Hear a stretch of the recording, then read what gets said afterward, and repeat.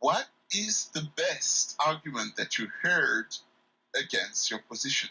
How there's no ethical consumption under capitalism, because, like, for example, I buy products like a T-shirt or a telephone, and in the production of that T-shirt and that telephone, workers were likely exploited, and it might even be more than just the typical capitalism in America where workers are exploited and underpaid and stuff, but rather some kind of sweatshop laborer to produce my phone or my shirt or something. So that would be probably the best chance they would have. I have arguments against that if you'd like to hear them now. So they say because we do exploit children for our clothes, for example, we should be able to eat meat. That's the argument. Yeah, pretty much. Or that I, as a vegan, have no right to say what they're doing is immoral because I'm also doing something immoral. And so there's like, yeah.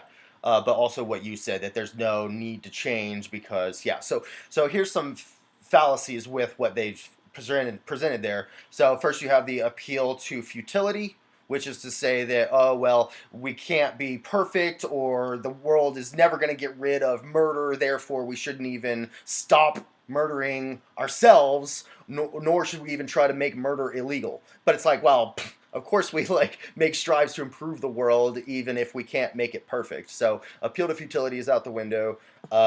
There was, what else? Appeal to hypocrisy fallacy. So even if I'm doing something immoral, that doesn't justify you doing something immoral, right? So like a child abuser can say child abuse is wrong, I'm still going to abuse my child. What they said is correct, child abuse is wrong, but they're just a hypocrite, and they're not living their values. But also, and then another thing would be that there's issues in this, capitalism thing. There's issues of, like you mentioned, comparable harms. Not all harms are equal. So, for one thing, like we know that in the production of meat, dairy, and eggs, animals are tortured and killed when they're children. Okay, and with the production of T-shirts and phones, I don't know that that's the case. First of all, like I don't even know that sweatshops were involved in the production of these products. But even if they were, it wouldn't be as bad as torturing and killing those children in the sweatshops. Okay, the other thing is that is an argument of necessity. So like we need shirts and phones in order to function in modern society, but we don't need to eat animal products. We do need to eat plants, but we don't need to eat animals.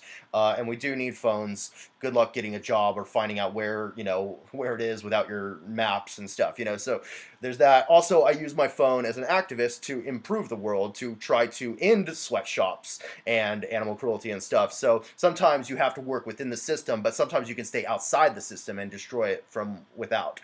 Only fight the system from the inside if you have to, only cooperate with the system if you have to. But then another thing is, like with boycotting sweatshops, that might not be the best form of activism to help those people, because usually people work the best job that is available to them. And if we boycott that company, then that company might go out of business, and the workers have to resort maybe to working in another factory where they're paid less and treated worse, or there's no other factory and now they're out of a job and they're hungry. So another way to solve that problem would be more like diplomatic, like trade relations. Also on that same issue, like I only buy a phone like once every 5 years, but meat eaters are buying animal products 3 times a day. Yeah, Okay, so it's not the same amount.